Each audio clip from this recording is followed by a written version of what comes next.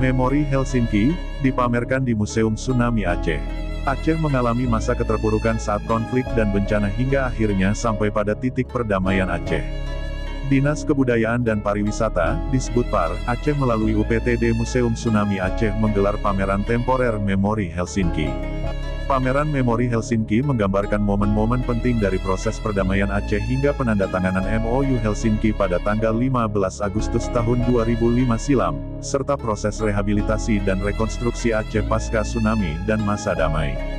Kegiatan yang dibuka langsung oleh Kepala Dinas Kebudayaan dan Pariwisata Aceh, yang berlangsung di ruang pameran temporer lantai 3 museum.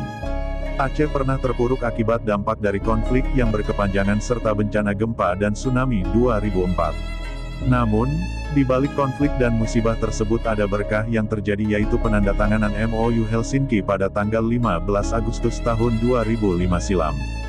Bagaimana proses penandatangan perdamaian itu berlangsung di Helsinki ditampilkan di museum walaupun tidak lengkap namun dapat mewakili kejadian pada masa itu.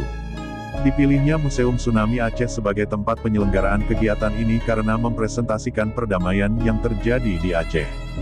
Di pameran tersebut kita juga bisa membaca nama-nama negara yang telah membantu Aceh selama masa bencana dan pasca bencana yang dipahatkan pada batu di sekeliling kolam.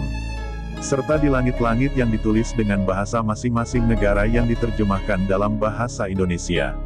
Maksud dari penyelenggaraan kegiatan ini adalah untuk mengali ilmu yang mungkin belum pernah terpublis kepada pengunjung khususnya kepada para generasi muda Aceh agar tidak pernah melupakan sejarah. Baik pada masa konflik, musibah gempa dan tsunami 2004, hingga masa kebangkitan masyarakat Aceh melalui proses rekonstruksi dan rehabilitasi, serta sampai damai Aceh.